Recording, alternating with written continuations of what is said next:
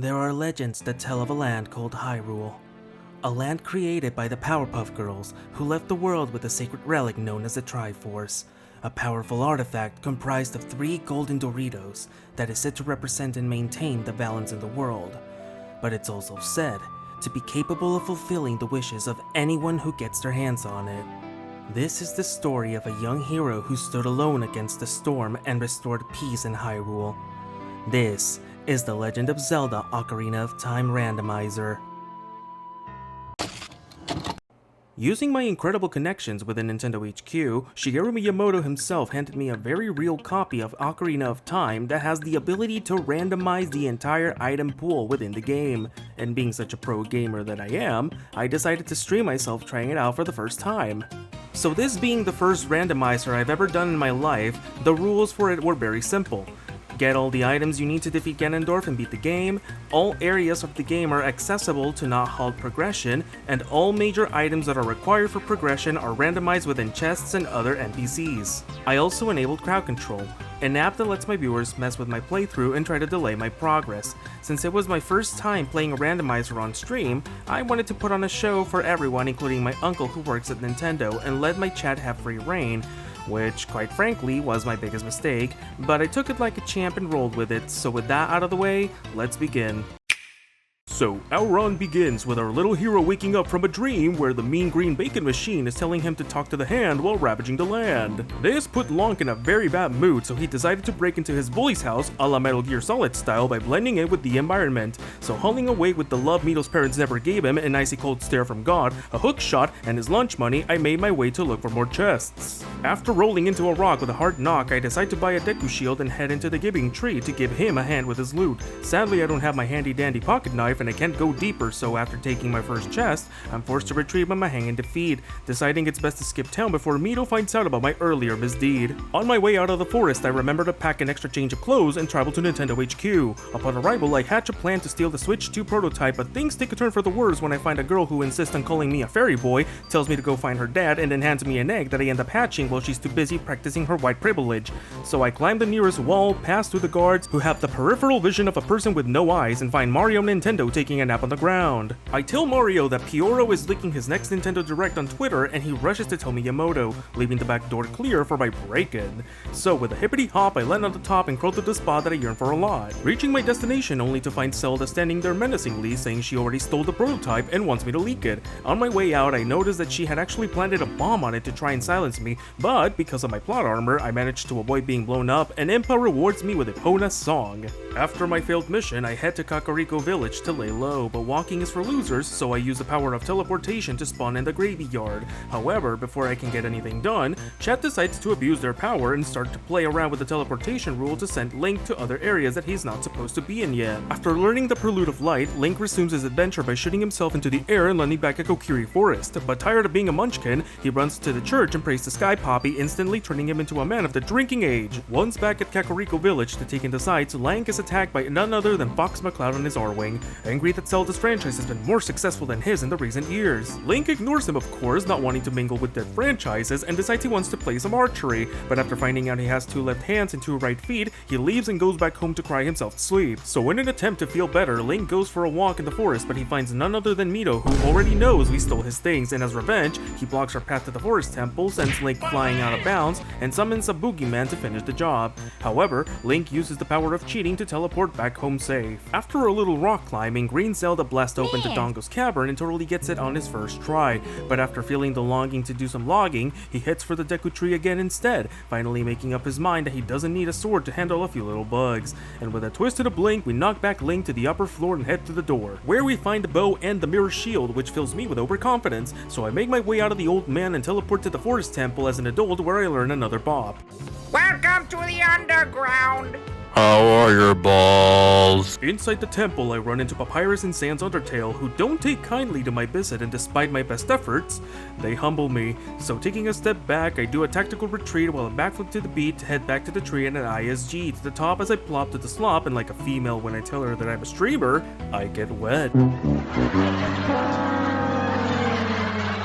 Wanting to spend as little time as possible inside the putrid rotting tree person, I masterfully perform a skip on the first try like the gamer god that I am, which allows me to jump directly into the top of the basement and head directly to the boss instead of going through the intended path. In the room where the queen be, I get on my knee and call her baby, to which she becomes enraged because seeing how I am not tall, dark, and handsome, she immediately threatens to kill me. Soon Dark Link appears, calls me a womanizer, and tells me to lay off his girl, to which I tell him to eat my nuts and proceed to throw him at his face. Sans Undertale also returns, but I give him a dose of determination with my fuel-powered stick and claim his nuts as my prize. Then Fox appears for a third time in this run, trying to make himself look good in this fight so Nintendo will greenlight his next game. However, ships are weak to sticks, so as he joins his father, I gave Queen Goma a makeover. Later, after finding the bomb bag in Kakariko Windmill, I swing by the Lon Lon Ranch to speak with Mario once more. He tells me that if I can grab his special cocks, he'll give me some of his tasty creamy Lon Lon milk. So, ignoring my lessons in stranger danger, I say yes and he rewards me with the holy pasta arrows. After a series of really good finds, I slowly start to get cocky, but before it bites me in the butt,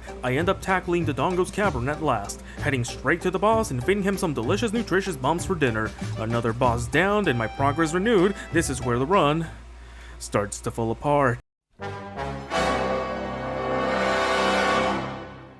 You see, after exiting Kakariko Village, I stumble upon my first sword of the game, the Bigoron sword, and wowie sowie you might be thinking, as this is the most powerful weapon you might be able to get and virtually trivialize every boss in the game, including Ganondorf. But, in my hubris and maniacal zeal, I failed to realize something crucial to the completion of this run, something no one could have predicted. I raced my way to the top of the last dungeon, ready to confront the green poo-poo man, but my fate was sealed the moment I refused to read his dialogue because reading is for nerds, and I am a gamer of the master persuasion. Armed with a nose built for cocaine, Ganondorf tried to snort me out of existence, but I showed him that despite being unprepared, I still meant business. After slicing and dicing the long-nosed man, Zelda appears, gives me the cold shoulder, and leaves me to rot as part of her plot to avoid being charged with murder. As we race to the nearest exit, Zelda wants me to make sure that Ganondorf is dead, and like the yes man that I am, I do exactly as she says if that means it'll get her to play Smash Brothers with me in bed. However, Green G smells me approaching, goes sicko mode, and with a bang bang bang, he pulls his devil trigger, unleashing his persona. Also, in case you haven't caught on yet, allow me to show you exactly what happened in the next fight, because I don't have the Master Sword. I really thought that all I needed was just the Big Goron Sword at least. Turns out I actually need another blade, like the Master Sword, in order to do this. Use the Master Sword, yep, about that, princess. How do I say this? I don't believe there is something I can do about this now, can I? Well, I can't really continue because no matter how many times I knock him down, he's just gonna get back up. So, here's what happened. The Master Sword is scripted to be in the Temple of Time, and if you're an adult, it's meant to be on you at all times. So with that item being randomized, the game cannot locate it and pull it back to the cutscenes that it needs to be unless you find it. Which means that you cannot grab it when Zelda tells you to grab it to land the finishing blow. Meaning that, like in a Dark Lake fanfic, I managed to cuck myself. I was embarrassed, and I felt defeated. But like a Discord moderator trying to convince people that lollies are illegal, I refused to give up. So before the second stream, I learned that Randomizer came with the checklist that would allow me to know where I could get the items without spoiling what they were. This gave me the advantage that I needed, and when the following stream started, I was determined to beat this game once and for all. My objectives for this run were clear. Find the Master Sword, get an Ocarina, and learn Zelda's Lullaby and the Song of Time, both crucial for progression and finding more items. These were the items that would lead me to a victory royale against Peppa Pig's cousin. However, things were obviously not going to be this easy. So my first order of business was to try and buy them off the deep web through the shady weed people, but instead I got my hands on the Lens of Truth, then found a pair of Heelys inside a hole in the ground. Pennsylvania Boy then gets bored and opens his Twitter and finds out that the Ocarina was available at Lake Hylia, so full of pep I kick a step and I arrive to the lake searching for my prize. After all the stress and suffering of this challenge, I take a small break by fishing, and because I am a good little camper, I managed to snag a 10-pound fish. The guy behind the counter is so impressed by my expert handling of big long rods that he awards me with the coveted ocarina that I so desperately needed. I continue my night of debauchery by hitting the arcade and testing out my slingshot skills, getting it on the first try, and without missing a shot, I get the gold gauntlets and leave the spot. After getting my grubby mitts on a few more songs, I remember that running is for casuals, so I decide to steal a horse from Waluigi, who seems rather miffed that Sakurai didn't include him in the Smash Ultimate DLC pass, so he traps me hoping to steal Link's spot, so I do like an illegal immigrant and jump over his wall, escaping with my new hot ride. Back at the lake, I get a shot of nostalgia when I see the sun rise, so like a suburban white girl in her late 20s practicing yoga, I praise the sun, after which Soler gives me his blessing in the sun-powered Master Sword. Much like Ganondorf, I could smell the end approaching, but after the high of finding the item I need, I remember the only way to reach the Sun Shrine's item is by beating the dreaded P Temple.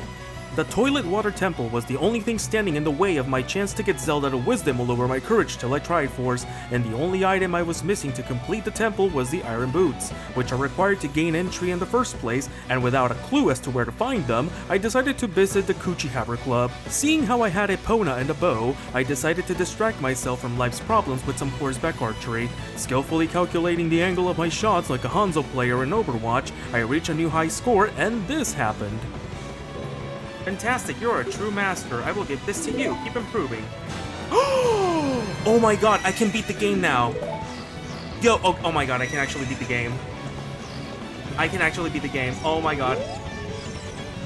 The stars had aligned. All that was left was to beat the water temple and go kill the Baconator. I went to the site and commenced the operation, which was all too easy because, unlike the majority of gamers, I have a slightly above average intelligence, so I reached the boss, cheat, and exit the palace, and finally arm myself with the golden MacGuffin. Arriving at Ganon's castle, he greets me, mocks me, and then starts flying around the room like SpongeBob in the ending of his movie. But his magic act is short-lived because, as we find out, he's allergic to being killed, so I shoot him, stab him, and then blow up his castle a second time. So during his second phase with the Master Sword finally in my pocket, I employed the technique of cut him down till he dies, and I finally managed to pop the ugly zit he had on his forehead, bringing my first ever Zelda randomizer run into a successful close.